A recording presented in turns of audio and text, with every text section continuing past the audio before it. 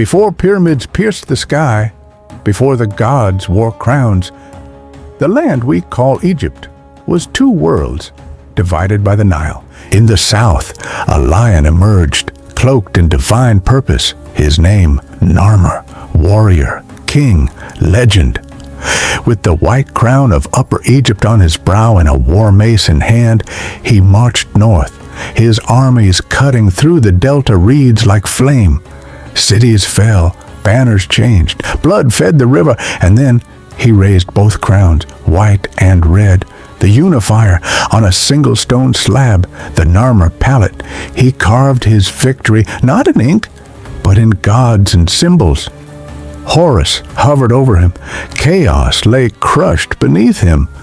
With one strike, the two lands became one, and history opened its first true chapter. Egypt was born. After unification, the kings of Egypt didn't just rule, they became gods on earth. Deir, the warrior king, expanded Egypt's borders with blood and fire, his name whispered in tombs carved deep beneath Abydos. Then came Jet, the serpent king, his tomb crowned with a stela that still breathes mystery, carved with cobra and crown. And Mernith, the shadow queen, a woman, perhaps, regent, perhaps, ruler, entombed like a pharaoh. These were not mere kings, they were divine conduits. To obey them was to obey the gods. And so they built eternal homes, mastabas, deep and dry. They filled them with food, gold, and servants, sometimes even the living. Death was not an end, it was a passage. And the kings of the first dynasty were ready for eternity. Egypt's kings no longer wanted mere tombs. They craved mountains of stone to touch eternity, and to Djoser, the second king of the third dynasty, and his genius architect, Imhotep. At Saqqara, Imhotep dared to dream in limestone, a six-tiered step pyramid never before imagined. It wasn't just a tomb, it was a stairway to the gods. Beneath it lay catacombs, courts, shrines, and false doors for the soul's journey. Every inch whispered of cosmic order, Ma'at. Tens of thousands of workers, craftsmen, and priests labored to raise it. Not slaves, specialists, and loyal subjects, fed by the state, driven by faith. Here, Egypt declared its might in stone. The pyramid was not the end, it was the beginning of a legacy that would stretch to the heavens. As Djoser's step pyramid stood tall, a new king dared to reach higher. Sneferu, the founder of the fourth dynasty, not just a king, but the master architect of Egypt's future. He tried first at Medum. A steep pyramid collapsed, stone shattered, lessons etched in failure. Then came the bent pyramid at Dashur. Its angle changes midway, a compromise between ambition and reality. Yet it still stood, a unique monument to innovation. But Sneferu was not done. He commanded a third, the Red Pyramid, Egypt's first true smooth-sided pyramid. Vast, elegant, eternal. His builders had mastered the math, and through this perfection, he paved the way for the greatest wonder of all, his son's monument, Khufu's Great Pyramid at Giza. From failure to perfection, Sneferu's legacy was not just stone, it was evolution. In the shadow of his father, Sneferu's triumphs, Khufu, son of innovation, rose to the throne. But Khufu's vision was greater, a pyramid that would scrape the sky. The Great Pyramid of Giza, taller than any structure in the world for 3,800 years. Over 2.3 million stone blocks, each weighing tons, laid with precision on a foundation aligned to the stars. Not slaves, but a nation united in purpose. Farmers turned masons during the Nile flood. Engineers planned ramps, water levels, and labor camps. Beneath its core, the king's chamber, the grand gallery, the queen's chamber, all hidden in mathematical harmony. The pyramid was more than a tomb. It was a bridge between earth and the divine. And Khufu, he became a god in stone. The son of a god sought to carve eternity. Khafre, heir to Khufu, rose in the shadow of greatness, determined to shape his own legend. On the plateau of Giza, he ordered another pyramid, perfect in line and scale, crowned by a dream. Beside it, the lion-bodied human-faced sentinel emerged, the great Sphinx. Guardian of the rising sun, keeper of secrets, its gaze has never wavered. Khafre's court gleamed with divine authority. Priests proclaimed him Horus in the flesh, unchallenged, undying. Stone met sky in monuments to faith, ego, and afterlife. And in this sacred geometry, Egypt declared its soul. Here stood not just king, but gods in flesh and granite. This is the age of living divinity. This is the reign of Khafre. Amid towering ambitions, a smaller pyramid stood, yet not lesser in legacy. Menkaure, grandson of Khufu, brought compassion to the throne of stone. His court remembered justice. His rule whispered kindness. Statues carved in his honor showed gentler eyes, loving arms around queens and gods. He shortened the burdens of laborers. His rituals welcomed the common and the priest. Though his pyramid stood smallest on Giza's sacred row, it carried the heart of a king remembered not just in stone, but in spirit. Menkaure reminded Egypt, divine kings could still be human, and the gods sometimes smiled. This is not the echo of thunder, but of warmth. This is Menkaure. Not all kings leave legacies in stone. After the pyramid builders, silence crept across the two lands. Pharaohs ruled, but their names eroded like limestone in the wind. Hatshepsut, Userkaf, fleeting monarchs caught between glories. Power drifted from pyramid to priesthood.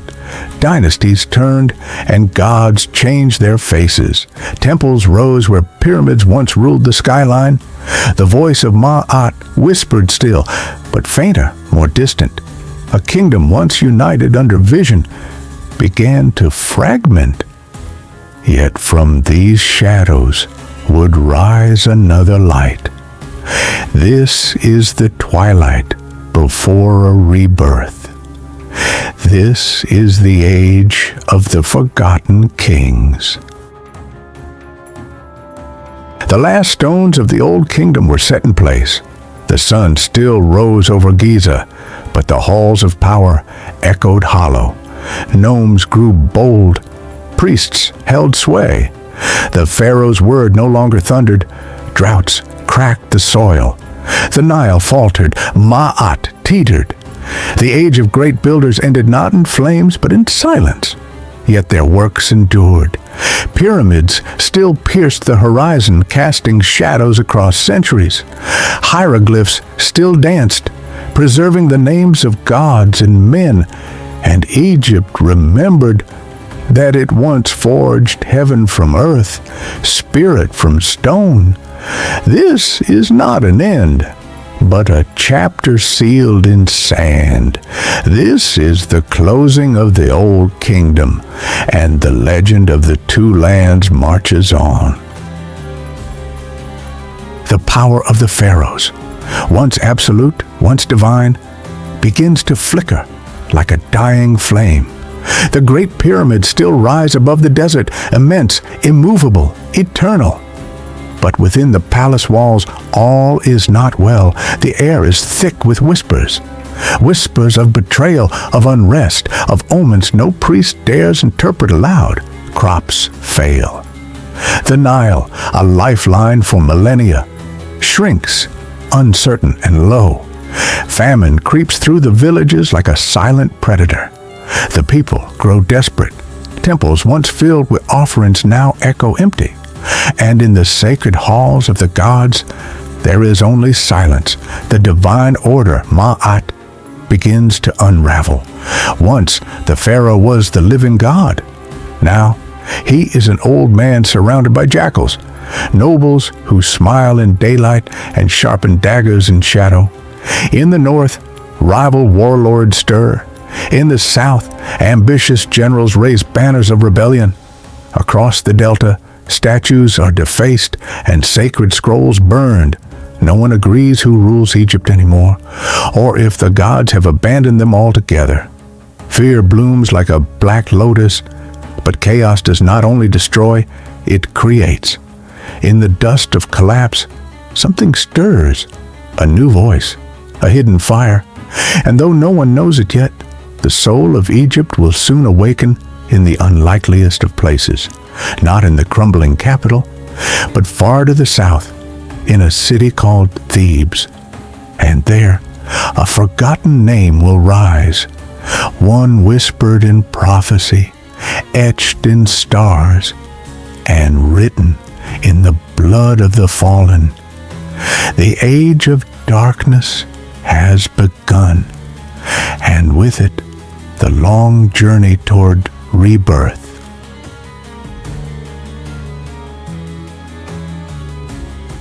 Power slips through royal fingers like sand. With the pharaoh weakened, the throne becomes a game board, and Egypt the prize. In the dark corners of the palace, courtiers whisper. Alliances form behind silk curtains.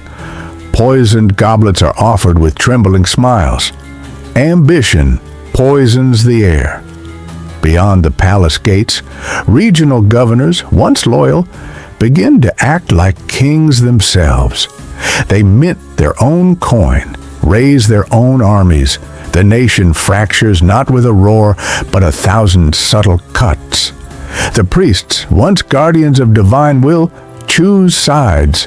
Some back the faltering pharaoh, others seek new gods, new rulers, new futures. Even the sacred temples are divided now, shrines turned strongholds. The gods, it seems, no longer speak with one voice. In Thebes, a new energy simmers. Younger generals, battle-scarred and unafraid, gather in secret. They speak not of surviving the chaos, but ending it.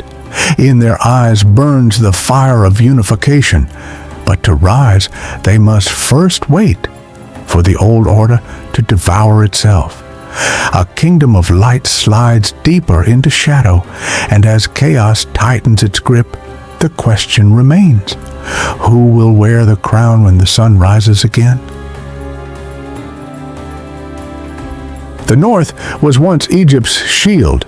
Its cities, wealthy, walled and wide-reaching, Memphis, Tanis, Avaris, names that spoke of power, of order, of kingship. Now, they speak only of ruin. The delta fractures, not just in geography, but in loyalty. Once-bound lords break their oaths, seize land, declare themselves pharaoh in defiance of gods and crown alike. Their banners flutter not in gold, but in blood red and black. In Avaris, a warlord calls himself son of Set and dares wear the double crown. In Tanis, mercenaries rule by coin and crucifixion. In the ruins of Pyrameses, the bones of an empire bleach in the sun. Brother turns on brother. Cities burn not from foreign conquest, but from civil war. The pharaoh, powerless to stop it, sends envoys north. None return. The gods are silent. The priests divided, and the people have begun to look elsewhere for salvation. A whisper spreads across the villages. A southern prince gathers warriors beneath Thebes, not for glory, but for vengeance. Not to reclaim power, but to restore balance. And even now, as the north crumbles, a forgotten army marches beneath the stars. They carry no royal standard, only a single sacred word, Ma'at. The fall of the north is no ending. It is the storm before resurrection. It is the breath before the roar. No pharaoh commands now. The crown lies shattered, and the land bleeds. But far from the ruins of Memphis and the chaos of the Delta, a different fire is lit in Thebes. Here, no ancient bloodline holds power. No golden throne determines rule. Instead, strength is forged in the temple and tested in the desert. The warrior priests rise, not merely as servants of the gods, but as soldiers of destiny. Beneath sacred columns, chants echo not in prayer, but in preparation for war. Young boys, barely taller than their shields, learn to march in rhythm. Girls memorize the names of fallen heroes. The whole city breathes discipline, unity, purpose, and above it all, the name of Amun is spoken in reverent awe. His image, veiled in gold, is carried through the streets, flanked by drums and blades. To the Thebans, Amun is not just a god, he is a command, a calling. Swordsmiths etch prayers into bronze. Councils meet not to divide power, but to prepare for its return. In the night, alliances are made by candlelight. On windswept hills, the first banner of unification rises, not as a symbol of conquest, but of restoration. Egypt will be whole again, but not by inheritance, not by luck, by fire, by will, by Thebes. And when a hawk lands on the shoulder of their chosen leader, even the oldest priest dares to whisper, "The gods have chosen. The tide is turning." The heart of Egypt beats not in the palaces of Memphis, nor in the tombs of kings long dead. It beats in the floodplains, in the mud brick villages, in the arms of the farmers and the fire of the blacksmiths. This is the heartland, and now it is a battlefield. The north has collapsed into chaos. The south stirs with prophecy and steel, and between them, the heart of Kemet stands divided. From Heracleopolis to Abydos, city-states choose sides. Some cling to the memory of the old pharaoh, others bow to rebel kings. But a new name is whispered in the winds of the south, Mentuhotep, Prince of Thebes, commander of the faithful, not yet pharaoh, but destined. He marches not with chariots of gold, but with men who have lost everything, sons of famine, slaves of war, priests in exile. They fight not for riches, but for Ma'at. The war is not swift. It grinds across the Nile like the slow turning of a wheel. Cities fall, are reclaimed, then fall again. Temples become fortresses. Sacred pools run red. Each victory is costly, each defeat devastating. But Mentuhotep does not falter. He sends letters to every governor, "Join me or be forgotten." He sends emissaries to the gods. "If I fall, let it be on holy ground." And slowly, the heart of Egypt begins to beat for him. Not because he is king, but because he is the only one left who believes Egypt can be whole again. The war for the heartland is not just for land. It is for identity, for memory, for the soul of a civilization. Victory is not always crowned in sunlight. Sometimes it rises from shadow. The heartland bleeds, but it beats. And from its pain, something ancient stirs. Not an empire, not yet, but a name, Mentuhotep. He does not sit on a throne. He sleeps on the earth beside his men. He eats what they eat, marches where they march. He is no pharaoh, not in title, but in spirit. He is something more, a bridge between ruin and resurrection. And yet, he remains hidden from the gods, from the records, from history itself. The North mocks him, a southern upstart, a pretender. Even in Thebes, some whisper doubt. But his silence is not weakness, it is preparation. He waits not for power, but for the moment when Egypt is ready to believe again. He rebuilds in secret. Scribes copy ancient scrolls in candlelight. Architects sketch visions of a tomb unlike any before, not for a god among men, but for a man who became God through service. One by one, the cities bend the knee, not to gold, but to order, to Ma'at, to the hidden king.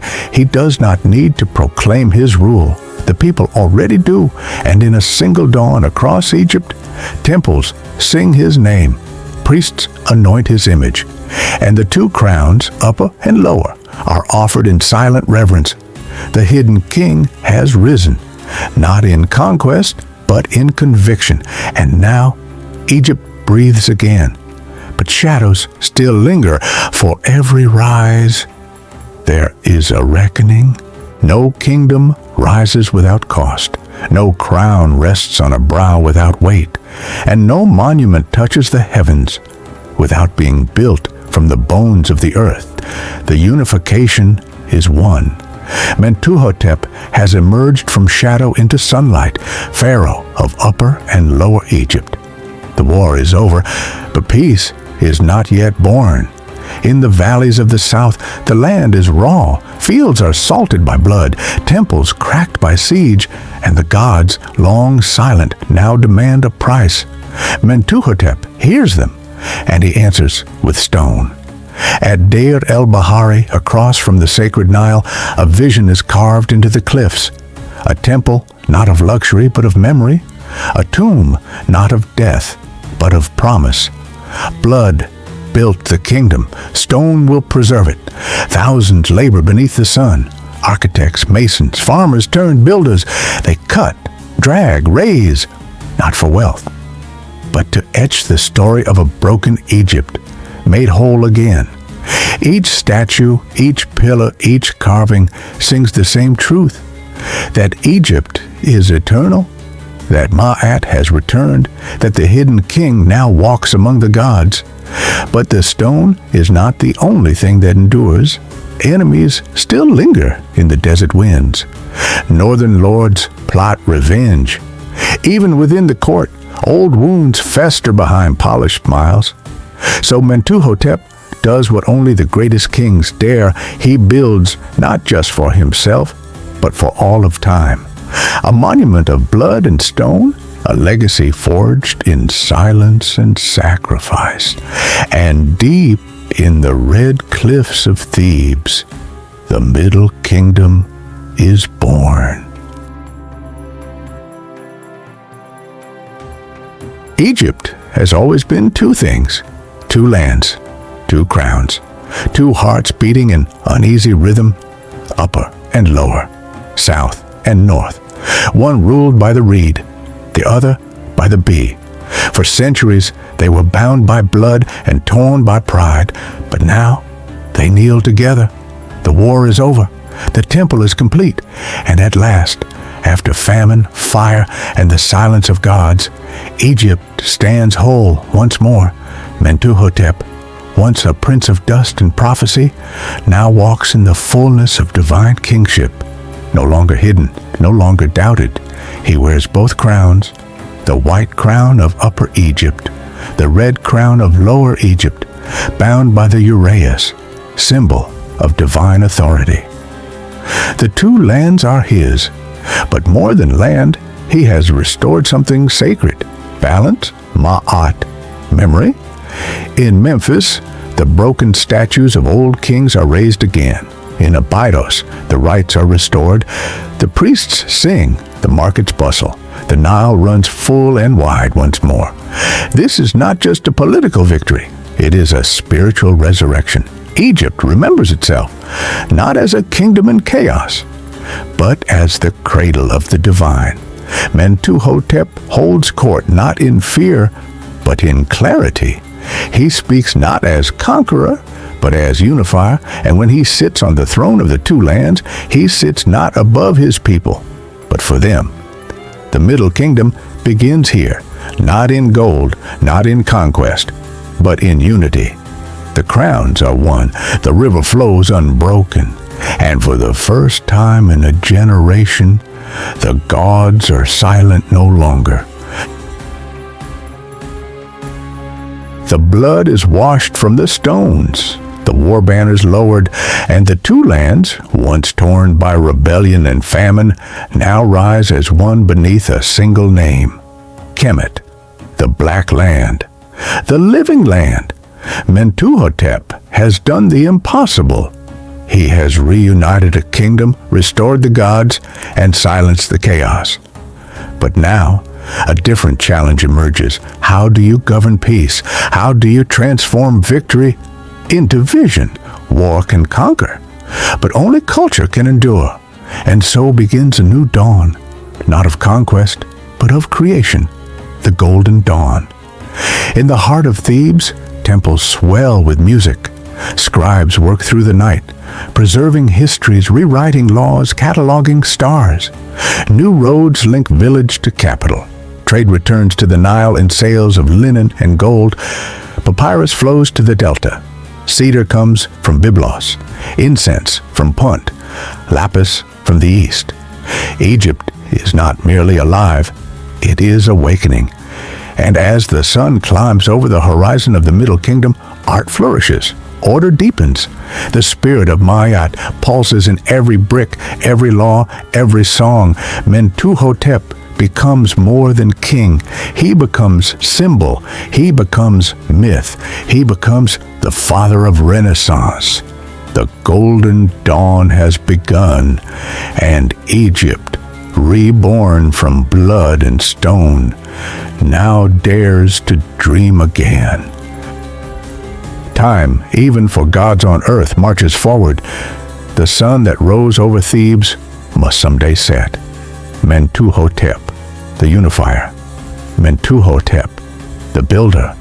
Mentuhotep, the mortal. His temples gleam in the desert sun. His name is carved in granite, echoed in prayer, written in gold and ochre.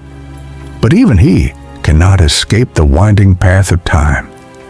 In his later years, the court grows quiet. The drums of war have faded, replaced by the gentle hum of administration. Scrolls, not swords, fill the palace halls, and the pharaoh walks more slowly now. He looks not to the past, but to the horizon, to the children born in peace, to the architects who build not for glory, but for harmony, to the scribes who no longer record civil war, but philosophy, poetry, and the movement of the stars. He dreams of a kingdom that will outlive him, of justice that will not fade when his tomb is sealed, of a son or a son's son who will not only wear the crowns, but deserve them. But Egypt is never still. Even in peace, ambition stirs. Eyes shift in court shadows. Allies become rivals, and the gods, ever silent, offer no promises. Mentuhotep watches from his balcony. He sees a river that never stops flowing, a people who never stop dreaming, and a future, uncertain, vast, and radiant, rising like the sun from the eastern mountains. He knows his time is ending, but Egypt's story is just beginning. But from the southern city of Thebes, a new hope emerged. Mentuhotep II, a warrior, a unifier, a visionary, marched north with an army not only of soldiers, but of ambition. After years of brutal conflict, he crushed his rivals and declared himself the sole ruler of a united Egypt. The Middle Kingdom was born. With unity restored, Thebes flourished. Grand temples rose from the dust. Statues of the victorious pharaoh stood tall beneath the desert sun. Craftsmen carved stories into stone once more. The land began to breathe again, but it was not peace alone that returned. Discipline came with it. The new Egypt was no longer reckless. It was calculated, efficient, governed by an ever-growing class of scribes and administrators. The pharaoh was no longer just a god-king. He was a shepherd, guiding a wounded people back to balance. And so Egypt was reborn not just by conquest, but by purpose. The scars of collapse remained, but the vision of the Middle Kingdom was clear. Strength, unity, order. And just beyond the riverbanks, the future waited, full of words, wonders, and war. The Middle Kingdom was not forged by the sword alone. What followed conquest was far more radical, a transformation of kingship itself. No longer distant gods upon thrones, pharaohs became shepherds, guardians of the people, caretakers of justice, and arbiters of balance. The ancient concept of ma'at, truth, balance, harmony, was reborn, not as a distant ideal, but as a living code. The pharaoh's role was to uphold it, to be its vessel. He walked among the farmers. He consulted his scribes. He ruled not with thunder, but with law. And in the great halls of Thebes, where incense coiled through the air, laws were inscribed, grievances heard, villages protected. The land thrived beneath the shade of justice. But the peace was delicate.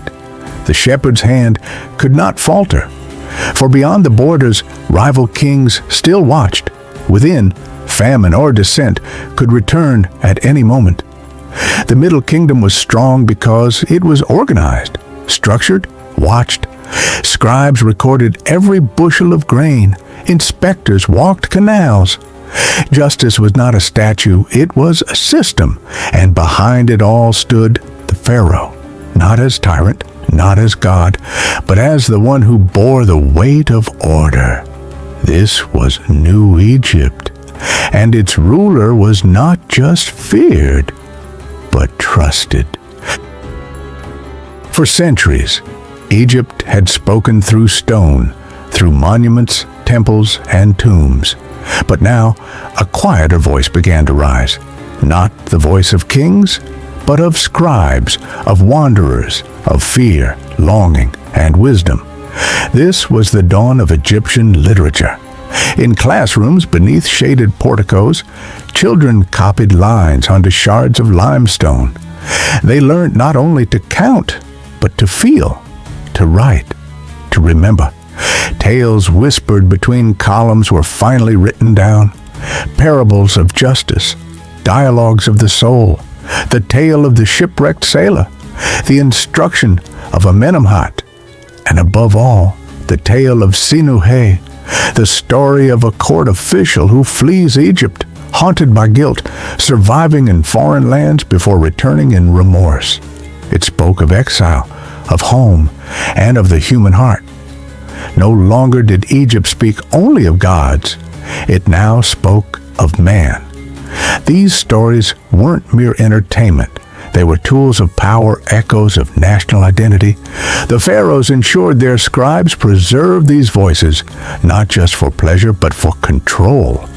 To write was to rule, and those who wrote became gatekeepers of history, of law, and of memory. The pen in Egypt had become as mighty as the crown. Beneath the might of the pharaoh and the reach of the army stood the pen. The scribe, unseen, uncelebrated, held Egypt together, not with spears, but with ink. From grain counts to border treaties, temple records to royal decrees, nothing moved in Egypt without a scribe's mark. In their hands, the empire had memory. In their words, it had continuity.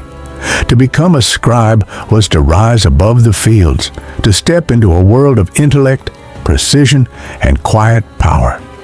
Scribe schools were the gateways. There, discipline was law. Young boys practiced day and night, lines upon lines, characters etched into muscle and mind. And when they graduated, they became the nerves of Egypt, spread across every province from Nile Delta to Nubia, keeping the machine alive. These were no mere clerks. They were diplomats, tax assessors, court recorders, historians. They advised generals, recorded plagues, preserved dreams. One ink stroke could change a life. One scroll could shift the fate of a village or a kingdom. And though the pharaohs built monuments, it was the scribes who made sure they were remembered. South of the First Cataract, where the Nile roared through granite cliffs, lay a land rich in gold, ivory, and danger. Nubia, gateway to Africa, land of warriors, trade, and mystery.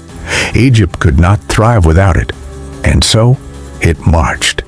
In the Middle Kingdom, the pharaohs launched bold campaigns into Nubia, not just to conquer, but to control. They didn't build only temples. They built fortresses, massive stone bastions, Semna, Buhan, Uranarti, planted like teeth along the river. These were not mere outposts. They were cities of command, garrisoned, fortified, and alive with scribes, soldiers, traders. The Nile became a border, and beyond it, Egypt watched, vigilant, calculating. But conquest was not cruelty. It was strategy. Egyptians brought order, trade, governance, and in return, Nubia gave gold. And what gold it was! From its mines came the wealth that gilded temples, crowned kings, and fed the ambitions of empire. But Egypt knew, wealth breeds envy. And so the southern gates stood strong, immovable, silent, and always watching. The heart of empire now beat in two lands, and the pulse of power flowed through Nubia's golden veins. Egypt had long ruled its own land, but beyond the desert, across seas of myth and mist, lay a realm that stirred the imagination. Punt, the god's land, a place of incense trees, shimmering gold, towering myrrh groves, and baboons that spoke to the heavens. Pharaohs did not dream of conquest here. They dreamed of connection. And so the ships were built, long, sleek vessels of cedar and rope, packed with soldiers, scribes, interpreters, and wonder. From ports on the Red Sea, they vanished into the unknown. Weeks passed, then months.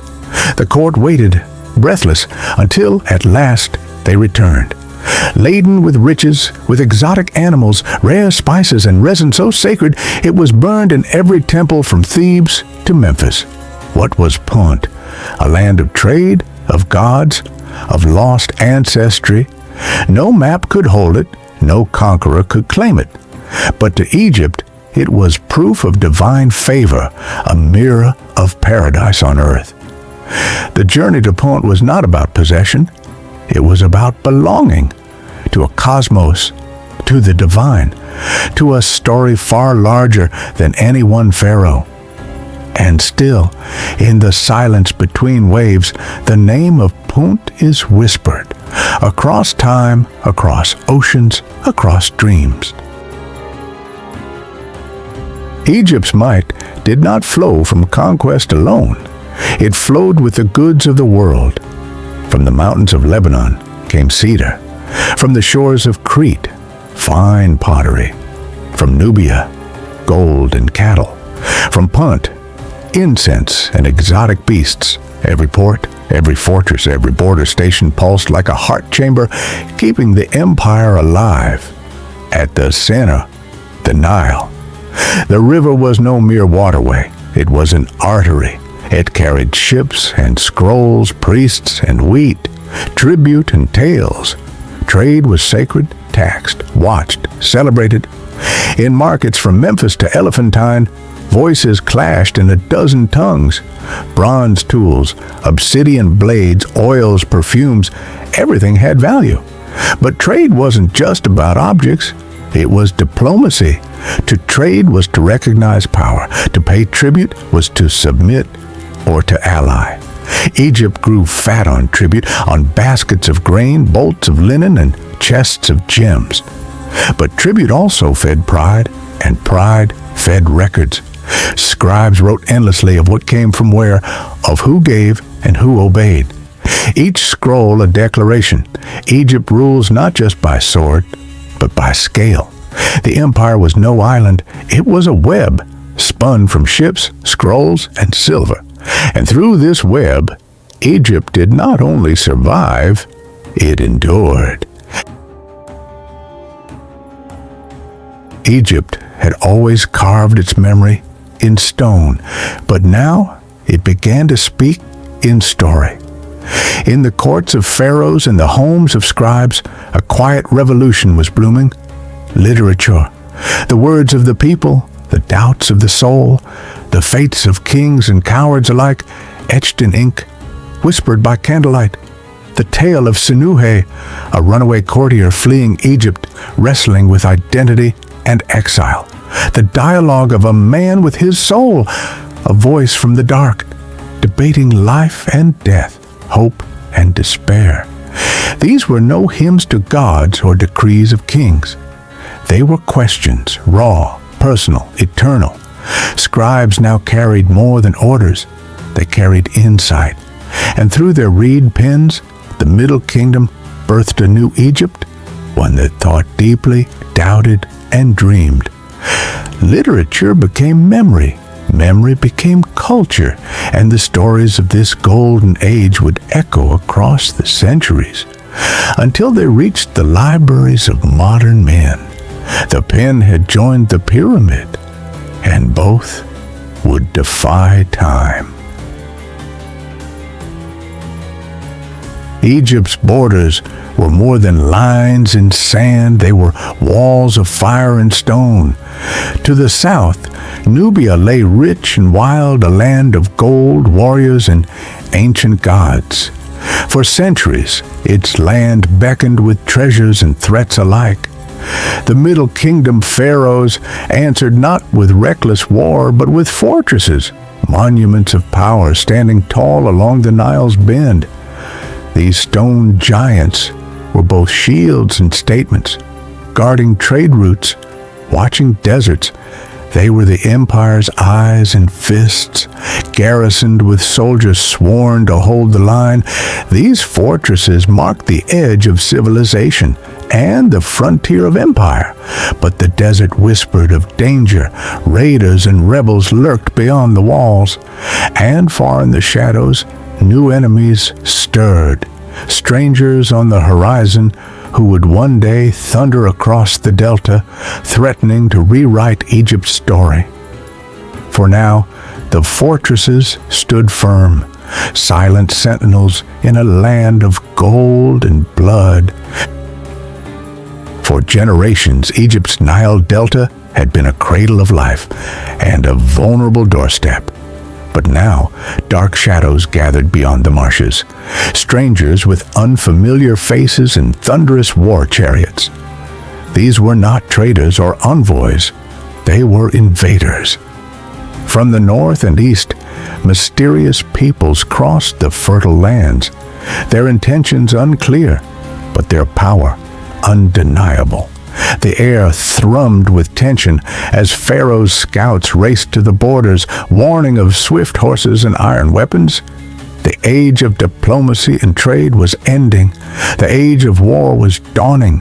Fortresses and scrolls, alliances and tributes, would they withstand the coming storm? Egypt held its breath. The Hyksos, rulers of foreign lands, descended upon Lower Egypt like a storm. Cities that had stood for centuries fell in days. Temples dedicated to Ra and Osiris burned beneath foreign banners. The gods of Egypt watched in silence. they brought not only death and conquest, but strange new customs, foreign gods, and a brutal efficiency unknown to the peaceful Nile Valley. Their capital, Avaris, rose in the delta, part fortress, part marketplace, a testament to their cunning. Yet Egypt did not die. In the south, Thebes endured, isolated, surrounded and watching, and among its nobles, a child was born, a prince named Ahmose. As the land mourned under foreign rule, the boy watched the stars and listened to tales of lost glory. This is not just a story of invasion, it is the story of rebirth. For from the ashes of submission would rise a flame of defiance that would forge an empire. Thebes remained untouched, but not uninvolved. While the Delta bowed beneath the Hyksos yoke, in the south the royal line waited and watched. The people whispered of vengeance, but the rulers of Thebes chose silence over slaughter for now. Tributes of gold and grain were sent north, carried past fallen temples and Hyksos guards. Pharaohs became vassals. Sons of the sun now bowed to foreign kings, but not all bowed willingly. In the court of Thebes, resentment simmered. Nobles gritted their teeth, scribes recorded every indignity, and in the hearts of warriors, the flame of war kindled slowly. The Nile flowed as ever, but beneath its calm surface, change gathered. Among the young, Ahmose grew, trained in war, steeped in ancient rites, and taught of every humiliation suffered by his people. He listened not only to his tutors, but to the common folk, to soldiers who remembered better days, and to mothers who wept for sons lost to foreign blades. It was a time of quiet fury, a generation of silence before the storm. And in that silence, destiny was being forged.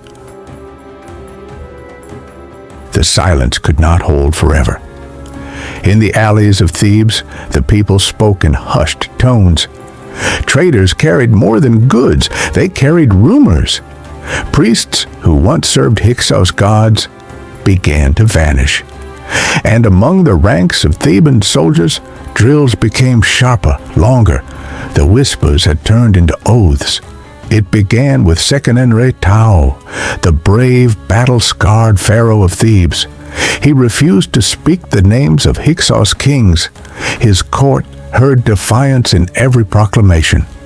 In the shadows, messengers moved between southern cities, gathering allies in secret. A Hyksos messenger arrived one morning, bearing an insult cloaked in command.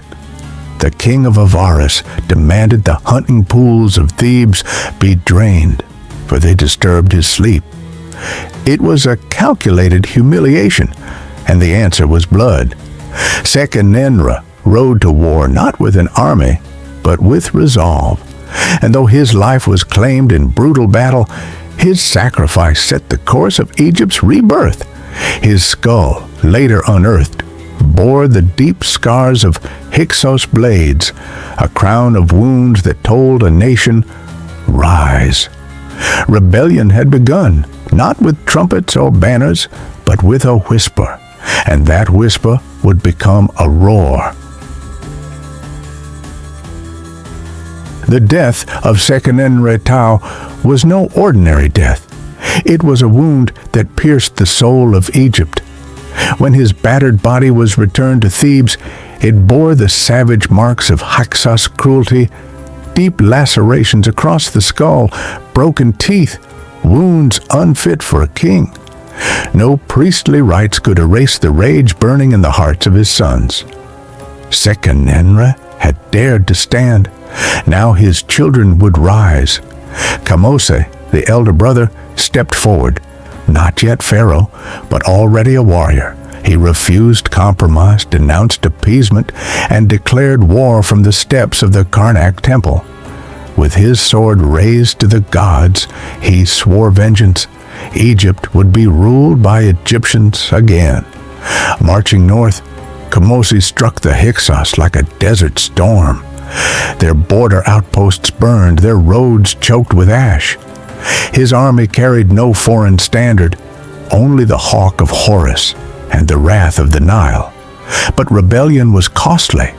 Betrayal lingered among noble houses, and spies slithered through cities pretending peace. Kamose would not see the final victory. His life ended before Avaris could fall, but he had shattered the myth of Hyksos' invincibility. The blood debt remained unpaid, but the path was clear, and in the shadows, young Ahmose sharpened his resolve. Egypt would rise, Egypt would remember. The death of Kamose was a blow to the heart of Egypt, but it did not silence Thebes. From his brother's ashes, Ahmose rose, not just as heir, but as avenger. No longer the boy who gazed at stars, he became the lion of Thebes, forged in loss, trained in fire. The time for silence was over. Egypt would roar. Ahmose took the crown with one mission: to drive out the Hyksos and restore Egypt's soul. He rebuilt the army. Discipline, steel, and chariot tactics matched the foreigner's own. No longer would Egypt fight yesterday's war. He marched north, reclaiming cities one by one. Every step forward was a battle against fear, against doubt, against memory. The Hyksos, once thought invincible, now bled in retreat. Avaris, the stronghold of the invaders, loomed on the horizon, a city of walls, of weapons, of stolen gods. And Ahmose stood before it with the rage of generations in his heart. This was not conquest, this was exorcism, a war not just for land, but for dignity, for ancestors, for the very name of Egypt. The lion had awakened, and Egypt at last remembered how to fight.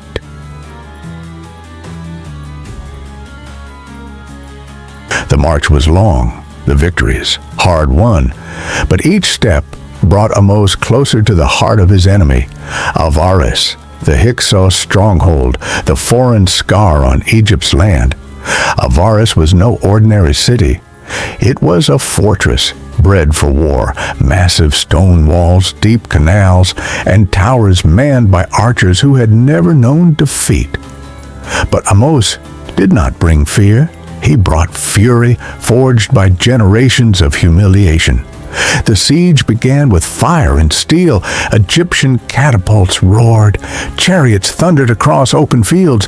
Under the cover of night, divers sabotaged Hyksos canals. Siege towers rolled forward as the Nile ran red with battle. Inside the city, panic grew. The Hyksos, once gods of war, now saw the tables turn. Supplies dwindled, morale shattered. Avaris, once the symbol of Hyksos dominance, became their tomb. After weeks of siege, the gates fell. Ahmose entered not as a conqueror, but as a purifier. He destroyed their temples, broke their idols, and erased their names from stone. Egypt was reclaiming its memory. And in the silence after the storm, the banner of Thebes flew high over the ruins of Avaris. Egypt had cast out the invader, but Ahmose's eyes turned not homeward, but north. If Egypt was to survive, it must strike first. The empire had begun. The fall of Avaris shook the land, but Ahmose's vision stretched beyond revenge. He had not only freed Egypt, he had forged a sword from suffering, and now he would wield it against any who dared challenge its might. Northward, remnants of the Hyksos fled into Canaan, seeking refuge among allies. Stirring rebellion, against Egyptian rule. But Ahmose would not wait for another invasion. He pursued them across the Sinai, leading his army beyond Egypt's traditional borders. For the first time in history, Egypt became the aggressor. His chariots rolled where no pharaoh's wheels had gone. Fortresses fell before him like stalks before the scythe. In city after city, Ahmose made it known: Egypt would never again kneel. This was no longer a war of defense. It was a war of declaration. Ahmose's wrath burned like the desert sun, and in his wake, Egypt claimed new land, new wealth, and a new identity. At last, the borders were secure, the enemies scattered, and the Nile no longer wept. From Thebes to the Mediterranean, the world now knew Egypt had risen. Not just a kingdom reborn, but an empire awakened. The dust of conquest had barely settled, but Ahmose saw further than victory. Egypt had not only survived the Hyksos, it had evolved. What was once a wounded kingdom had become a battle-forged empire. No longer would the Nile mark Egypt's limits. Under Ahmose, it surged forward, into Nubia, into Canaan. Tribute poured in from foreign lands. Cities that once mocked Egypt now sent gold soldiers and sons as hostages. Temples rose again, grander, prouder, echoing with hymns to Amun, the god who had guided Thebes through darkness. Karnak became the beating heart of a renewed faith, its pylons stretching skyward like declarations of power. And Ahmose, no longer the boy who watched stars from a balcony, stood tall as Pharaoh, warrior, priest, and king. He was the answer to generations of suffering, the sword of divine justice. The empire he birthed would stand for centuries, its roots deep in blood and fire, but watered by vision. Egypt had found her strength, and the world would never forget her name. The last blow had been struck. Avaris, once the Hyksos heartland, now smoldered beneath Egyptian banners. The war was over, but for Ahmose, the real work had just begun. He returned not just as a conqueror, but as a unifier. Egypt was broken, scattered, wounded by years of division. Cities lay in ruin. Loyalties had fractured, but Ahmose moved with purpose. He reinstated old alliances, rebuilt temples, and punished those who had betrayed their land. Yet, he was not content to merely restore the past. Ahmose looked beyond Egypt's ancient borders. He envisioned a kingdom not only strong within, but feared without. The campaigns into Nubia and the Levant were not just revenge, they were messages. Egypt would never again wait for war to come to her gates. With chariots and bronze, with scroll and sword, the new kingdom was born. A dynasty forged by blood, bound by vision, no longer just a land of gods and grain. Egypt had become an empire. And as Ahmose stood before the gods in the sanctuaries of Thebes, he offered not just gold, but victory. Egypt had been reborn in fire, and its light would blaze for centuries. The reign of Ahmose, I was more than a restoration. It was a revolution. From the ashes of war, a new Egypt emerged, proud and unyielding. His victories ignited a legacy that would blaze through centuries, inspiring pharaohs who dreamed of empire and immortality. Under Ahmose's hand, Egypt transformed from a land fragmented by foreign hands into the heart of a vast empire. The old kingdom's grandeur was reborn in the new kingdom's might, its temples taller, armies fiercer, and ambitions boundless. But the true fire of his legacy was the spirit of resilience, the refusal to bow again. His successors would carry the torch, expanding Egypt's borders, building monumental tombs, and writing stories of gods and kings whose power touched the heavens. Ahmose's war was the crucible in which Egypt's identity was reforged. His name echoed through time as the founder of an age where Egypt was no longer prey, but predator. And so, the flame lit by one prince of Thebes would illuminate history, an eternal blaze of glory, conquest, and divine destiny. In a world ruled by kings, one woman defied time, law, and memory. She did not wait for permission. She seized eternity. Born of Pharaoh Thutmose III, Hatshepsut was royal by blood and divine by ambition. When her husband, Thutmose II, died young, the throne passed not to her, but to a child, Thutmose III. But Hatshepsut would not be sidelined. As regent, she ruled in his name, then quietly and without resistance, in her own. She donned the false beard. She claimed the royal cartouche, and she called herself Pharaoh, not queen consort, but king of Upper and Lower Egypt. Her reign began not in conquest, but in construction, diplomacy, and divinity. The gods, she declared, had chosen her.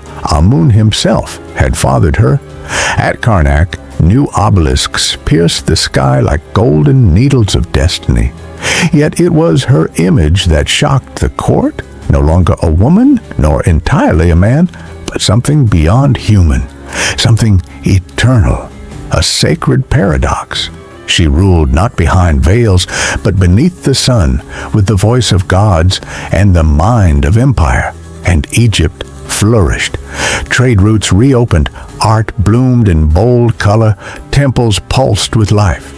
The Nile had never run so smooth, but behind every shining monument lies a shadow. For one day her name would be chiseled away, and the statues that rose in her honor would be shattered in silence. Carved from the bones of the mountain, it rises, not built, but born. On the west bank of Thebes, beneath cliffs kissed by the dying sun, Hatshepsut commanded a miracle. Deir el-Bahari, her mortuary temple, was no tomb. It was a throne of stone for eternity. Unlike any monument before it, it flowed with the land. Terraces climbed like a staircase to the heavens. Colonnades embraced the horizon, and the limestone glowed gold at dawn, crimson at dusk. Every wall whispered a declaration. I am not mortal. I am the daughter of Amun. I am Pharaoh eternal. Her life, her legend, her divine birth, all inscribed in perfect relief. A sacred theater of stone. One scene revealed what no king had dared, an expedition beyond the known world to a land of incense and gods, Punt. But Deir el-Bahari was more than monument. It was statement. It was revolution. The temple ignored pyramids. It defied tombs. It merged nature, worship, and power in one sacred axis. Priests of Amun came to serve. Pilgrims came to witness. And the gods, it seemed, came to dwell. This was not the echo of past kings. It was the roar of a future rewritten by a woman who would not be forgotten. But even stone, even grandeur is vulnerable, for what cannot be defeated in battle may still be buried in silence. When Hatshepsut vanished from history, a shadow stepped into the sun. Thutmose III, the boy once overshadowed, now stood alone, no longer prince, no longer regent, pharaoh. And he did not build temples. He built an empire. Over 20 campaigns in 20 years, Thutmose crushed rebellion in Nubia, conquered the oases of Libya, and swept into Canaan and Syria. But it was at Megiddo the gateway to the Levant, where the world changed. Against a coalition of rebellious kings, Thutmose gambled everything. He marched his entire army through the Aruna Pass, a narrow gorge where a single ambush could end Egypt's might. But the enemy did not strike. And when Egypt emerged, unexpected and unbroken, they shattered their foes on the plains of Megiddo. The gates were sealed for 7 months, but Thutmose did not break. When the city finally fell, the riches were unimaginable. Chariots of silver, tribute of lapis, hostages of kings. Egypt was no longer just Nile and sand. It was empire, from the Euphrates to the Fourth Cataract. And Thutmose did not merely conquer. He recorded every campaign in the annals of Karnak. A wall of stone, thousands of names, places, and spoils etched for eternity. Beneath the gaze of Amun, Egypt had become a god among nations, and its god wore a crown. Son of Amun, ruler of all lands, he who binds the world in gold. Thutmose III, the warrior king whose chariot thundered through history, would become known by another name. The Napoleon of ancient Egypt. Empires are built on conquest, but they endure through faith. As Egypt's borders stretched across the world, its soul gathered at one place, Karnak. Not merely a temple, but a city of the gods. Towering pylons, endless columns, obelisks that kissed the sky. Every stone, every wall, every shadow offered to Amun-Ra, the hidden one. Thutmose III poured the wealth of empire into Karnak. From the spoils of Megiddo to the tribute of Nubia, gold flowed like the Nile. He carved his triumphs onto the annals of Karnak, a stone chronicle of glory. He raised obelisks that defied the heavens. And he built the festival hall of Akhmenu, a hall not of war, but of eternal rebirth. Here, the pharaoh was not merely a man, he became divine. Rituals echoed through hypostyle halls. Sacred boats glided through canals of lotus. Priests whispered the names of gods carved in gold. Karnak was a mirror of the cosmos. Its pillars were stars. Its sanctuary, the place of creation. And in its heart stood the union of king and god. In the temple's sacred bark shrine, Amun was carried during festivals. His journey through Thebes was not just divine, it was political. A reminder to all, Egypt's power did not flow from the blade, but from belief. At Karnak, conquest became myth, and myth became eternity. South of the cataracts lay a land older than legend, Nubia. Known to the Egyptians as Tas-Seti, the land of the bow, Nubia was a realm of warriors and of gold. In the days of the New Kingdom, Egypt did not merely trade with Nubia, it absorbed it. One campaign after another, pharaohs pushed south, past the second, third, and even fourth cataract. Fortresses rose like thorns along the Nile, Semna, Buhan, Aniba. And from these watchful eyes came tribute. Gold dust and leather sacks, ebony logs lashed to barges, ivory and incense, panther skins and giraffe tails. These were not gifts, they were obligations. Egypt ruled Nubia through governors called viceroys of Kush, the king's sons, sent to extract wealth and crush rebellion. But power is a two-edged blade. Nubians, though conquered, did not forget. Egyptian gods were adopted, but reshaped. Temples were built, but with Nubian pride. The great temple at Soleb, built by Amenhotep III, rose in golden sandstone. Its columns told a story of gods, kings, and tribute, but in a voice that was no longer fully Egyptian, nor fully Nubian.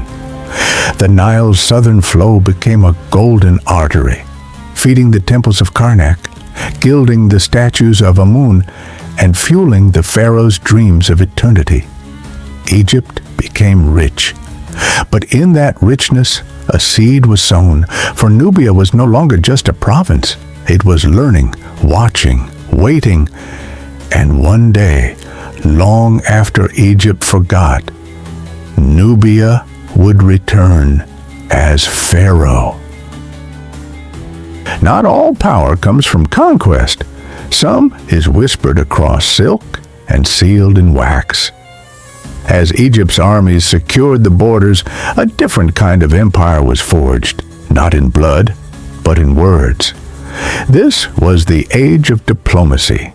Egypt's greatness was no longer measured by how many it had conquered, but who sought its favor. From Babylon to Mitanni, from Hatti to Arzawa, kings called Pharaoh brother. Messengers crossed deserts bearing scrolls wrapped in linen, written in cuneiform and sealed in lapis lazuli, and Egypt replied lavishly. Golden statues, perfumed oils, falcon-shaped amulets, even princesses. Pharaohs married foreign daughters to seal alliances. Royal women once raised under desert stars now walked the scented gardens of Thebes. To my brother, the king of Egypt, may the gods bless your health. I send my daughter with 100 horses and 20 chariots. In return, I ask for gold, much gold. And gold they received. Egypt's wealth became legend. Foreign envoys wrote of halls lined with alabaster, feasts with peacocks and pomegranates, of queens dressed in lapis and silver. The courts of Amenhotep III shimmered with elegance. His palace at Malkata, a jewel on the Nile, was painted with blue lotuses and stars, pools reflecting palm trees and pleasure. Here, power flowed like wine. And yet, with every alliance, Egypt became more entangled. The strings of diplomacy wrapped tightly around its golden core. In the shadows of luxury, the first fractures of divine power quietly began to form. What is a god, if not a king eternal? In the twilight of Egypt's golden age, one man blurred the line between heaven and earth. Amenhotep III, son of Thutmose IV, husband of Tiye. But more than that, he became a living deity. During his reign, Egypt knew peace and unimaginable wealth. With war won by his predecessors, Amenhotep ruled like Ra incarnate, not as a conqueror, but as a sun king. At Luxor and Karnak, temples expanded not for the gods, but for him. Colossal statues rose, the colossi of Memnon, gazing eternally toward the Nile.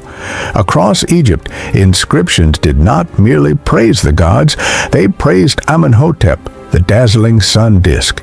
He hosted said festivals, jubilee rituals to renew divine power, not once, but 3 times. In Thebes, his palace at Malkata shimmered with golden ceilings and mirrored pools. He received foreign kings as if they were servants of his divine will. The lines between the court of Amun and the court of the pharaoh dissolved. King had become god. But in that transformation, the seeds of disruption took root. The priests of Amun grew wary. A new wind stirred, whispers of heresy, of one God above all. A son watched from the shadows, a boy who would one day turn from the gods of his father and change Egypt forever. His name was Akhenaten. All golden ages end, not with a scream, but a silence. As Amenhotep III's reign faded, so too did the old god's dominance. His son, Amenhotep IV, walked a different path. A strange child, thin, elongated, contemplative, he saw not many gods but one, not Amun, not Osiris, Aten, the sun itself, not its form, but its essence, a single blinding truth that touched all with equal rays. While priests of Amun cloaked themselves in tradition, the boy pharaoh began tearing down the veil. In the waning days of his father's reign, Amenhotep IV began constructing new temples, open to the sky, without dark sanctuaries. He praised not the pantheon, but the disk. The court whispered, the priesthood stirred, and the gods fell silent. Then came the turning point. He cast off his father's name. He cast off Amun and became Akhenaten. He abandoned Thebes, built a new city, Akhenaten, the horizon of the sun. He rewrote hymns, redrew art, reshaped Egypt's very soul. Husband of Nefertiti, father of Tutankhamun, a legacy was forming, one that would blaze like fire, then vanish into sand. The empire of gold had reached its zenith. But with faith divided, with Amun dethroned, and with tradition shattered, the golden crown began to crack. In the land of 1,000 gods, only one remained. The name Amenhotep IV begins to fade, replaced by a whisper on the sand. Akhenaten. He has seen the light, not the flicker of torches, nor the glow of gold, but the raw, blinding truth of the Aten, the sun disk, the eye of creation. With chisel and decree, he strikes at the foundation of 2,000 years of faith.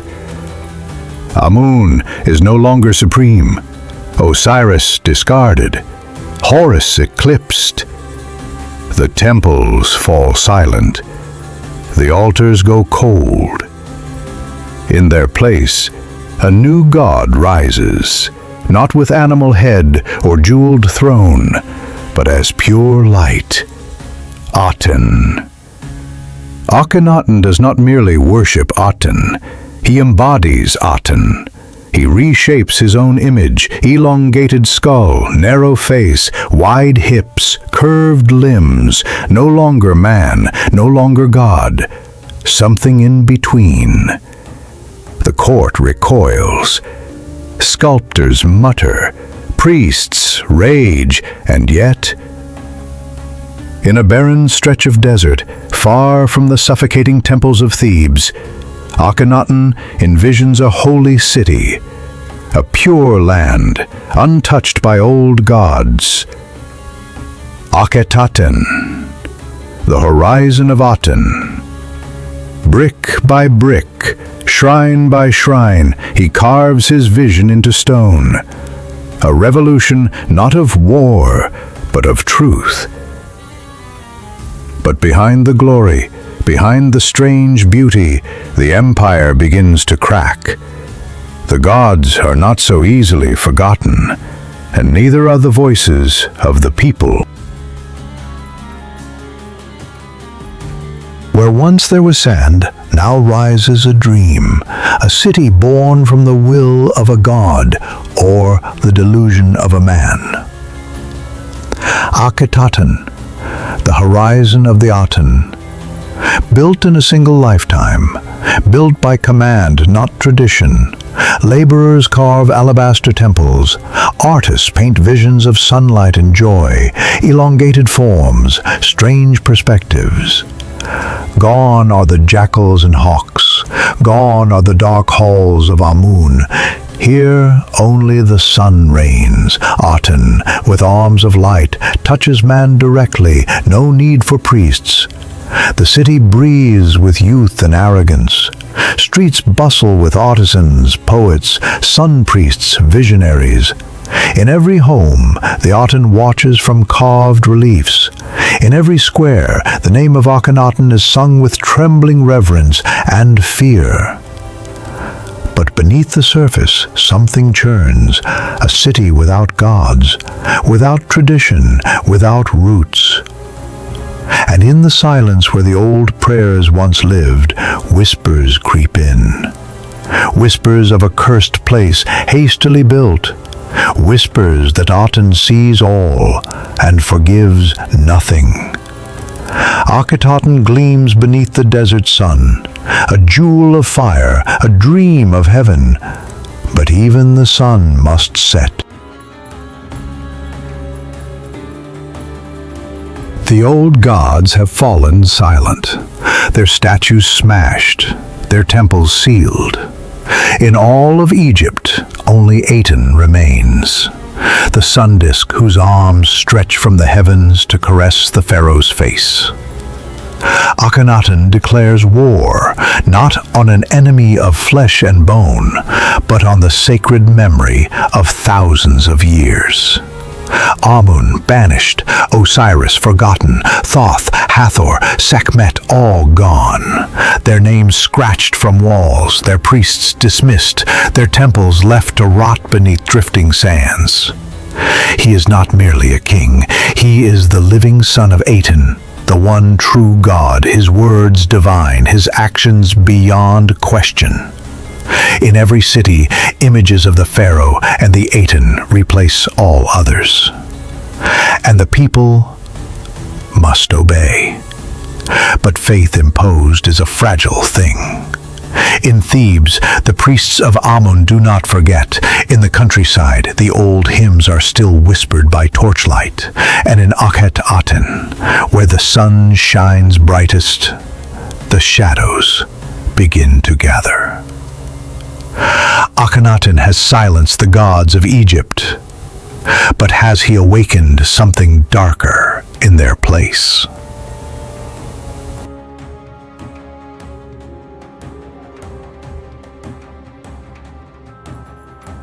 In the heart of Akhenaten, where the rays of Aten fall like divine fire, one woman stands beside the pharaoh, not behind him. Nefertiti. The name means the beautiful one has come. But she is far more than beauty. She is priestess. She is co-ruler. She appears in temple reliefs, offering to Aten with the same authority as her husband. Never before has Egypt seen a queen so radiant, so powerful, so divine. Her image is carved in every stone, slender, poised, neck long and regal, eyes like almond mirrors to the sun. The people love her, the court obeys her, even the foreign kings send gifts in her name. But within the golden palace, something fractures. Whispers emerge. Has Nefertiti disappeared, or has she taken the throne herself? For in a kingdom ruled by Aten, the Queen of Light may have burned too brightly. Her fate, like the city she ruled, begins to vanish beneath the sands of time.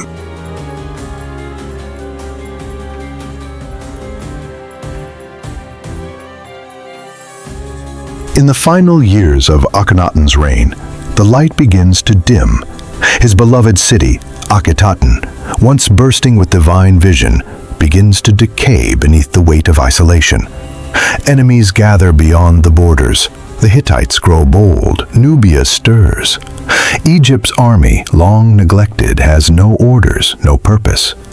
And still, Akhenaten prays. He walks the sunlit corridors of a fading dream. His officials murmur behind colonnades. His people whisper in fear and hunger. Even the priests, stripped of their power, bide their time. Where is Nefertiti? Some say she vanished. Others say she now rules alone. And the heir? A boy, too young to wear the weight of crowns. The city begins to rot. Temples crumble. Plaster peels from the radiant walls. The Aten still shines, but no longer warms. Then, the pharaoh is gone. No great procession, no grand tomb, just silence. A god-king forgotten by those who once worshipped the very light he served. But beyond the valley of the kings, a boy king rises, and the old gods prepare to return.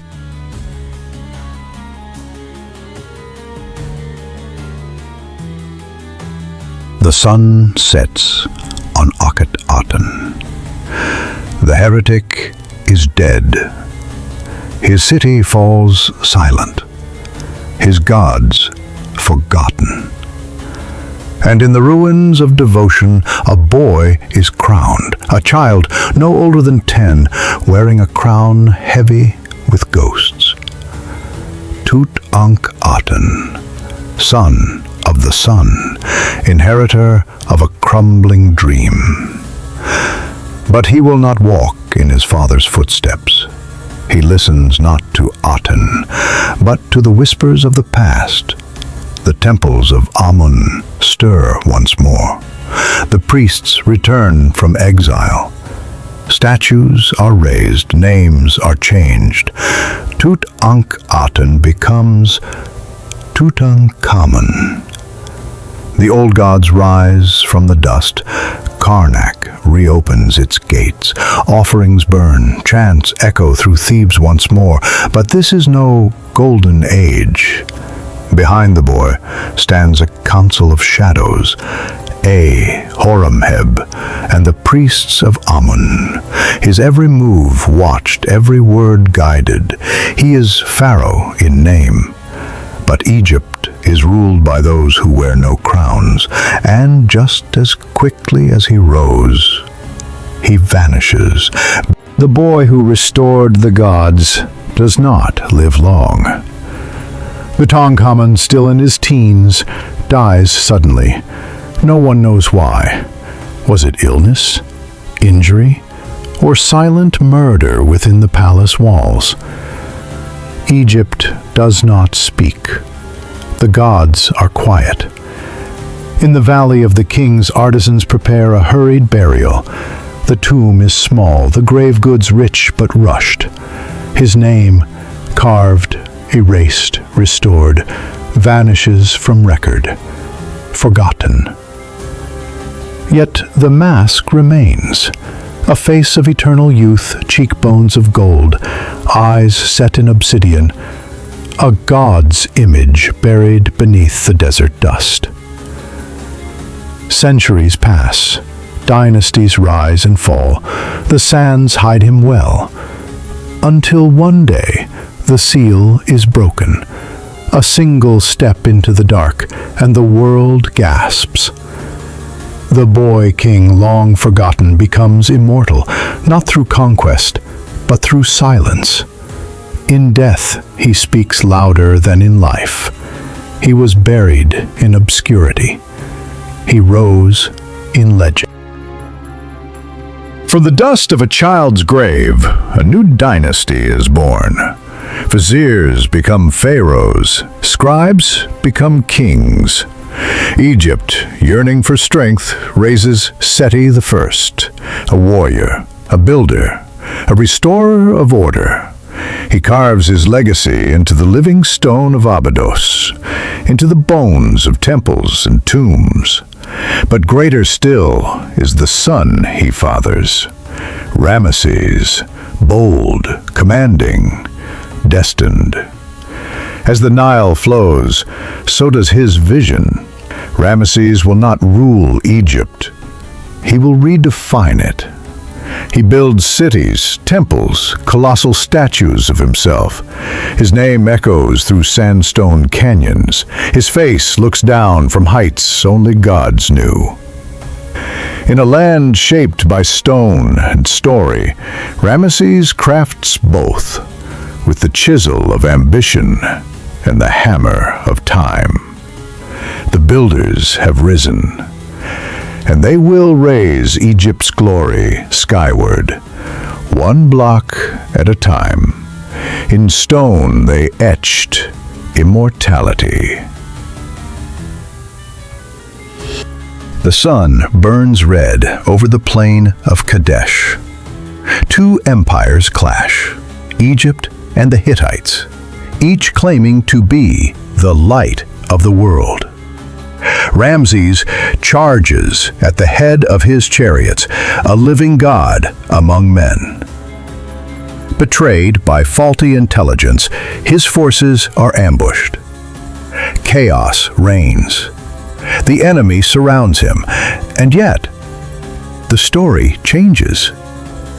Ramses, they say, stood alone, fought like 10,000. With divine strength, he broke the siege, turned defeat to glory. Or so the temples proclaim. From Abu Simbel to the Ramesseum, the walls scream his triumph.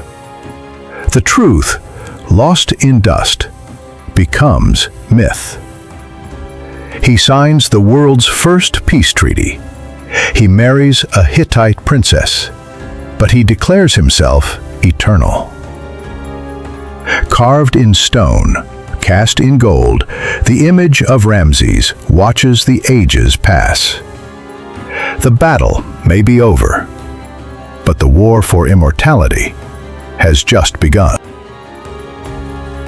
He has survived war, outlived enemies, bent nations to his will. Now, Ramses rules not as man, but as divine presence. His temples scrape the skies, his statues tower like mountains. Every wall, every column bears his name, his face, his triumph. Across the Nile, the Ramesseum rises in glory. Deep in the south, Abu Simbel is carved into living cliffs, its gaze fixed on eternity. He becomes Osiris in death, Ra in life, a god not of heaven, but of stone and empire. For 67 years, he rules. Born in the chaos of succession, he becomes the longest reigning pharaoh in history. But even gods grow old. His sons die before him. His people age beneath the weight of tribute, building, worship. The monuments stand. The man begins to fade. In granite, he lives forever. But in the hearts of men, time has begun to whisper. Immortality comes at a price. The builders have risen, and they will raise Egypt's glory skyward, one block at a time. In stone, they etched immortality. Ramesses is dead, his body mummified and entombed, his name etched across the land. But no monument can hold back the tide. After the immortal comes instability. Son follows father, brother follows brother. 10 pharaohs wear the name Ramesses, yet none bear his strength. The economy wanes, tombs are plundered, priests grow powerful, generals more so. What once was empire becomes patchwork. The Valley of the Kings, once sacred and secure, now hides the sound of grave robbers by night. Egypt still stands, but it no longer commands. Bureaucracy grows corrupt, grain runs thin, soldiers go unpaid. Foreign lands, once ruled by Pharaoh's will, begin to rebel or vanish. And so the golden walls begin to crack. Behind the masks of god-kings are men afraid of shadows. The sun does not fall in a single night, but even gods must face the dark. The earth shakes, the winds howl from the west. Across the Mediterranean, cities burn, empires fall. From Troy to Ugarit, ancient walls collapse. And on the sea, they come, the sea peoples. Warriors without a nation, sailors without mercy, they crash upon Egypt's shores like a living storm, armed with bronze, rage, and desperation. Ramses III, last of the great warrior kings, prepares his defense. His scribes write of victory, of slaughter, of bodies floating in the mouths of the Nile. But victory comes at a price. The treasury bleeds, the people hunger, and behind the palace walls conspiracies fester. Even the hero cannot escape decay. Egypt stands, but not unchanged. The world around her crumbles. The Bronze Age ends in fire and ruin, and Egypt, though battered, remains the last flicker of the old world. For now. The hero is gone, but the war never ended. Ramses IV, fifth, sixth, names that echo but fail to command. In the south, the high priests of Amun tighten their grip. Their voices rise louder than Pharaohs. Their wealth rivals the crown. In the north, at Tanis, kings claim the throne in isolation. Egypt splits. One body, two minds. A kingdom divided not by borders, but by belief. Tombs no longer protect the dead. Temples, once sanctuaries, are now seats of shadow rule. The sun no longer rises for one king, it rises for two, and for neither. The divine order, so carefully built, begins to unravel. Scrolls record chaos, power without justice, prophets without gods, pharaohs without armies, and yet the people endure. They still build, they still pray, even as the house of Ra begins to crack. The glory has dimmed, but the embers still burn. The tombs have been opened, not by mourners, but by thieves. The Valley of the Kings, once a place of sacred rest, now lies scarred and silent. Masks stolen, mummies burned. Pharaohs meant to rule forever are now names in broken jars. The last of the Ramesside line struggles for breath. Ramesses the IX, Ramesses the X, Ramesses the XI, forgotten even by the gods. In the south, the high priests of Amun rule openly. The throne is theirs in all but name. In the north, Tanis flickers like a dying lamp. The two Egypts speak no more. Scribal records speak of corruption, collapse, a government feeding on itself. Officials steal from temples, soldiers go unpaid, villages starve. Yet still, somewhere, a child learns to write. A mother sings to the Nile. A craftsman etches a falcon on stone. The gods are fading, but not gone. The sun sets on empire, but not on memory. In the desert wind, the last echo of glory carries on, waiting to be heard. The sun once blazed over Thebes and Ramses, but now twilight falls. The mighty 20th dynasty trembles. Pharaoh Ramses III, last of the great warrior kings, holds back invasions, but cannot stop the rot within. In temple halls, priests whisper of unrest. In shadowed valleys, tombs, once sealed with eternal spells, are cracked open. Robbers plunder sacred silence. Egypt bleeds from within. Corruption, strikes, and famine gnaw at her core. The Valley of the Kings becomes a crime scene. Gold vanishes, mummies desecrated. Foreigners press from every side. The Libyans rise. The sea peoples rage. Order gives way to chaos. The gods are silent. The Nile's rhythms lose their certainty. And in the darkness, even the eternal loses shape. A final dynasty flickers, then fades. Native rule will crumble. But Egypt does not die.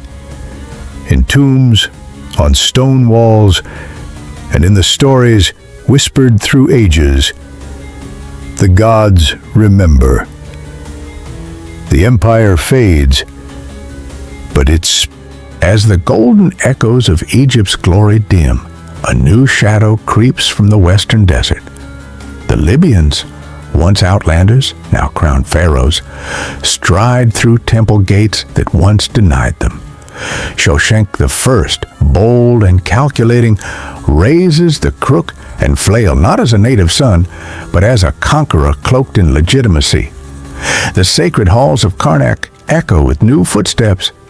Ancient gods look on, silently judging, and beneath the columns, priests murmur, "Can Egypt survive its foreign saviors, or will the crown crack under the weight of unblooded hands?" With pharaohs weakened and foreign blood on the throne, the true power awakens. Amun's priests. In Thebes, the gods' voices now echo, not from the palaces, but from incense-choked sanctuaries. While generals wield swords, priests command minds and hearts. A silent war fractures Egypt. North and south no longer bow in unison. One bows to the sword, the other to the sacred. And as midnight rituals deepen, so too does the schism, until even the gods must choose sides. From the lands where the Nile flows wild and deep, a new power stirs. Nubia, land of Kush, where kings once knelt, now stands defiant. In Napata, the drums of destiny beat, and a divine prophecy guides the path. Paye, warrior of faith, gazes north, not with greed, but with sacred purpose. Egypt, fractured and faithless, must be reclaimed, not conquered, but purified. As Paye crosses into the two lands, temples awaken, priests whisper, and pharaohs tremble. The black pharaohs have come, not as invaders, but as restorers of Ma'at. But will Egypt embrace her southern sons? The desert trembles. From beyond the Euphrates, the Assyrians come, ruthless, ironclad, gods of war carved in flesh. Egypt, now a fractured echo of empire, watches the storm roll in. Taharka, the Nubian lion, raises his spear to defend the two lands. But Assyria is not a mere invader, it is a scourge. Memphis burns, temples collapse, and yet, in the smoke, a vow is whispered. Egypt will not kneel forever. But how long can a kingdom of sand stand against a tide of iron? The hourglass empties. As Nubian kings fade into memory, a final flame flickers in the heart of the Nile. Psamtik I of Sais, a man of vision, cunning, and desperation, rallies the scattered sands of Egypt. Greek mercenaries patrol her borders, and foreign gold strengthens her bones. For a moment, Egypt breathes again, but it is a breath stolen from another's lungs. Can a native pharaoh reclaim the god's favor, or does he merely delay the inevitable twilight? For every sun that rises in Egypt now, a shadow follows close behind. A desert storm from the east crashes upon the Nile, swift, ruthless, and cloaked in iron. Kamose II, son of Cyrus the Great, does not come as a guest. He comes as a conqueror. Memphis burns. Sacred bulls are butchered. The gods fall silent beneath Persian banners, yet beneath the surface, resistance stirs. Egypt bows but does not break. In hidden sanctuaries and shadowed alleys, whispers swell, prophecies of liberation, blood for blood, gods for gods. In the ashes of Persian tyranny, a spark is struck. Inaros, prince of the Delta, rises like a phantom from the reeds, his war cry tearing across the Nile like thunder. With Greek spears at his side and native fire in his heart, he dares challenge an empire. Egypt roars, temples awaken, statues, once silenced, begin to whisper freedom. Yet shadows coil in every corridor, betrayal, diplomacy, and vengeance intertwine. When Amenhotep seizes the throne a century later, the gods fall silent once more. The Persians return, not as liberators, but as executioners. Egypt, weakened and fractured, watches helplessly as Artaxerxes III crushes all who resist. Temples burn, priests are butchered, and the Nile runs with fear. The gods themselves seem silenced, yet in these darkest hours, flickers of rebellion haunt the edges of empire. Tombs are desecrated, cities wail, but in hidden crypts, sacred relics are buried from foreign eyes. Is this the end of Egypt, or the deep inhale before one last cry of defiance? The Nile grows still as a new shadow stretches across the desert, neither Persian nor priestly, but Macedonian. Alexander the Great, crowned in Memphis, walks where Ramses once strode. Yet he is no mere conqueror. The oracle of Siwa calls him son of Amun. Egyptian hearts tremble, not from fear, but confusion. Is this the end of their story, or a rebirth draped in foreign silk? As Hellenic temples rise beside shattered obelisks, and Greek is etched beside sacred glyphs, Egypt dreams again, but in whose image? Alexander is gone. His armor now rests beneath the sands, his ambitions scattered like petals on the Nile. But his legacy does not vanish. It transforms. In Egypt, it takes root, not as a memory, but as a new beginning. His general, Ptolemy, does not plunder the throne. He ascends it, not by force, but by myth. He wears the double crown, speaks to the gods, and walks the line between conqueror and son of Ra. He becomes pharaoh and founder. Under his rule, the Nile flows into marble harbors. The ancient gods are not erased, but translated. Temples of Isis echo within Greek theaters. Hymns resound beside geometry. Horus gazes across a skyline of columns, both Doric and divine. Alexandria rises, a miracle carved into the Mediterranean shore, a lighthouse to the world, a sanctuary for scholars. Here, parchment speaks in many tongues, and the stars above are charted in scrolls below. Statues are recarved, not destroyed. Scripts are copied, not burned. Even the gods wear new names, but their essence remains untouched.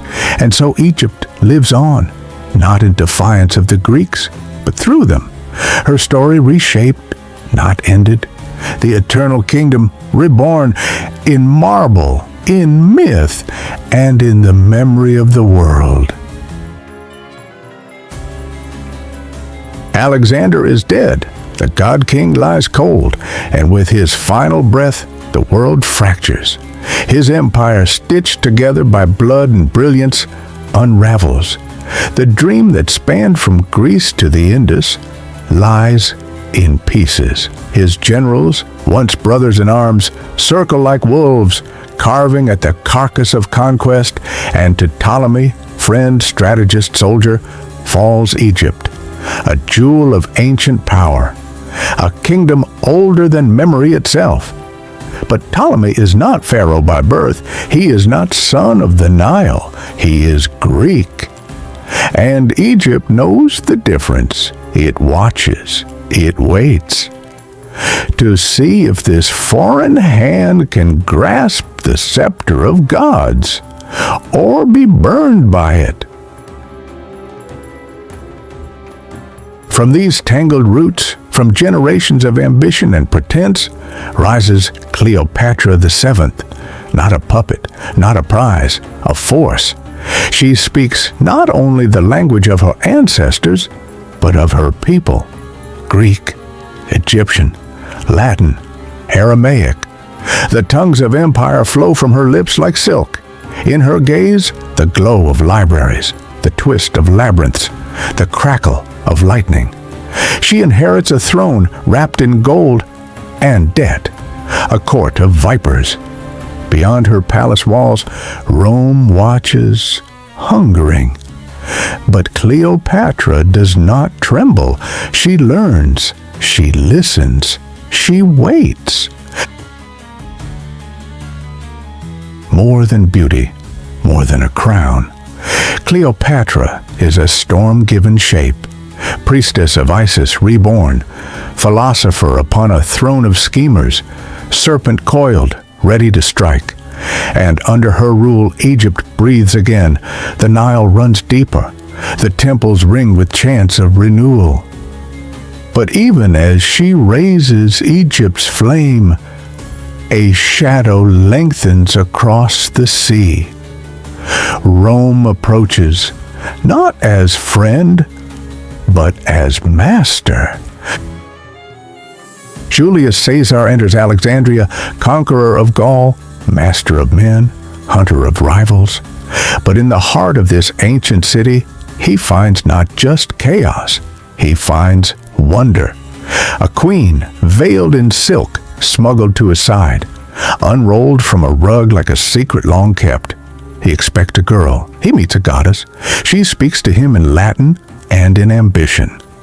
Together they shape the world. Her brother dethroned, her crown secured, her son Caesarion, born of empire and desire. For a fleeting moment, Egypt and Rome move as one, but every bright flame casts a shadow, and in Rome, knives are being sharpened. This is no love story. This is a power story. In the marble heart of Rome, beneath banners and laurel, betrayal coils like a serpent. The Ides of March dawn, blood red. Julius Caesar falls, not on a battlefield, but in the Senate. 23 wounds, one for every fear he dared ignore. In Alexandria, Cleopatra feels the tremor echo down the Nile. Her protector gone. Her son, fatherless in a world of wolves. But the queen does not mourn long. She sees the storm forming. Octavian, Caesar's heir, brilliant and cold. And Mark Antony, Caesar's fiercest ally. 2 Roman wolves, 1 crown, and a queen who still dares to rule. When Cleopatra meets Mark Antony, even the gods look away.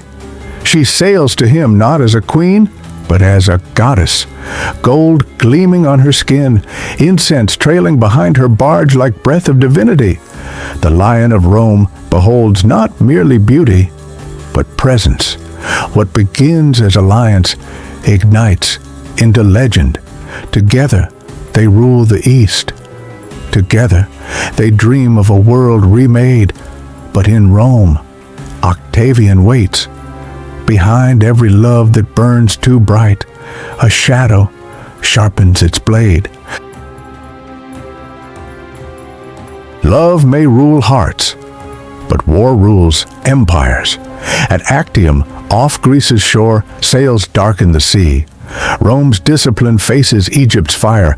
Antony's heart splits, and with it the future. One battle, 1 hour, 1 fall. The sea goes silent, the stars turn away. Antony flees, broken. Cleopatra's dream shatters. Octavian marches, and the gods fall silent. Antony dies upon his own sword, his blood staining Cleopatra's hands, not as Rome's general, but as a man who loved too deeply. The queen remains, alone, encircled, but defiant to the last. She will not be paraded through Roman streets, a trophy of conquest. She chooses her end. And with her final breath, the age of pharaohs ends. 3,000 years of divine rule, gone in a whisper. Octavian claims Alexandria, but what he finds is ash, a throne room empty, a serpent in history's shadow. Egypt becomes Rome's jewel, but no longer its equal. Temples close, priests bow to Caesar's image, the Nile's language fades beneath Latin stone. And yet, Egypt's soul endures, the Nile still flows. The gods still whisper beneath desert winds. The sun sets on empire, but rises in legend. For Egypt is not just a place, it is eternity carved in stone, water, and sky.